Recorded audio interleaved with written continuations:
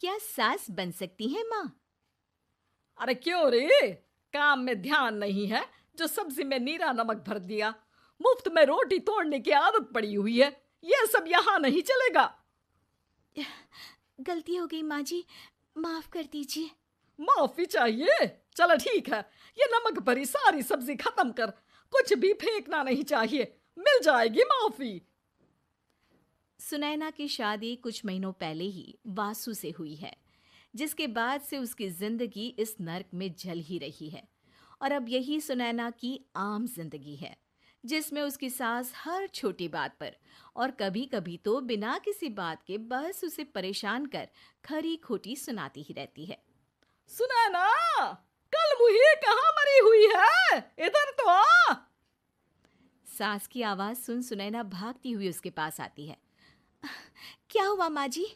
अरे तुझे पता है मेरे पैरों में दर्द रहता है, तो मुझसे बदला लेने के लिए टीवी का रिमोट इतनी दूर रख दिया। अरे मुझे ज्यादा खड़ा कर पैर तुड़वाना चाहती है क्या? आज पूरा दिन तू एक पैर पर काम करेगी। अगर कहीं दूसरा पैर जमीन पर रखा तो मुझसे बुरा कोई नहीं होगा।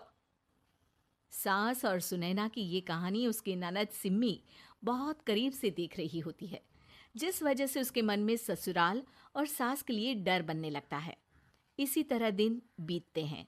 एक शाम वासु और सुनैना साथ बैठे होते हैं।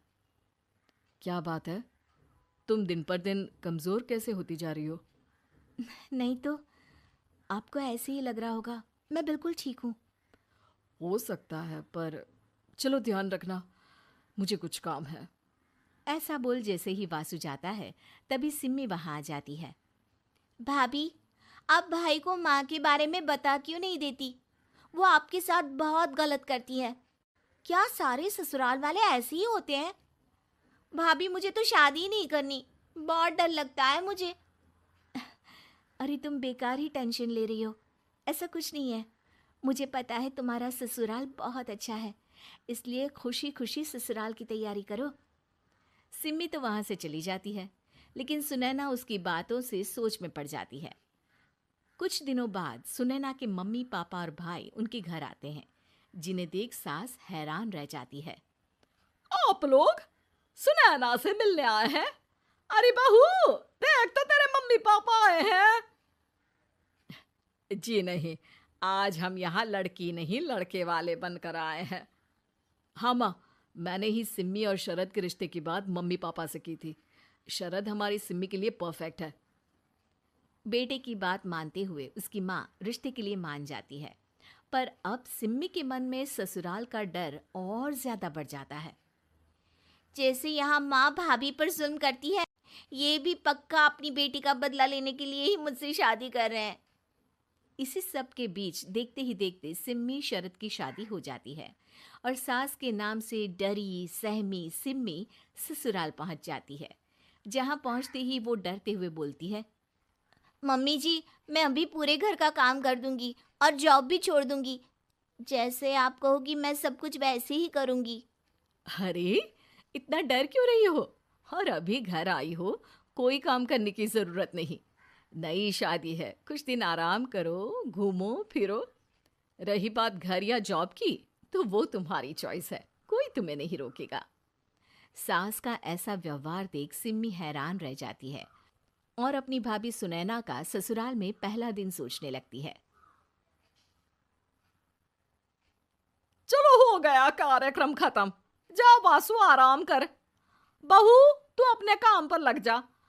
काम से मेरा मतलब है घर का काम, क्योंकि अब से तुम इसके अलावा और कोई जॉब बॉब नहीं करोगी। हाँ।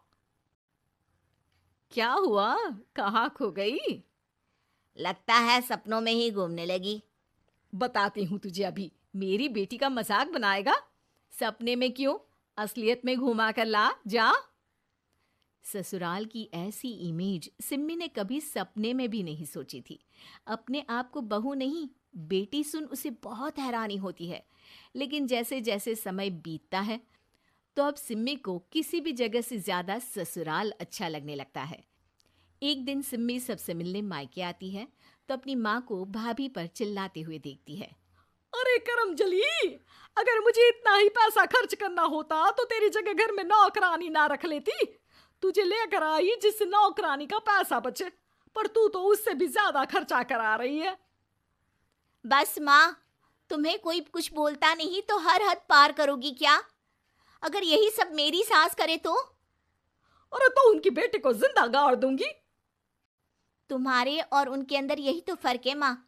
तुम उनकी बेटी के साथ क्या क्या करती हो, सब कुछ पता होने पर भी वो तुम्हारी बेटी को पलकों पर बिठा कर रखते हैं। एक आप है, उनकी बेटी को अपनी बेटी जैसा तो क्या बहू तक नहीं समझती। माँ, आपको सुनकर मिर्ची जरूर लगेगी, लेकिन मेरी सास मेरी माँ से अच्छी माँ और सास दोनों हैं। इस पर सिम्मी अपनी माँ को अपने ससुराल और उसके प्यार के बारे में सब कुछ बताती है, जिसे सुन सुनैना की सास को अपनी हर गलती का एहसास होता है।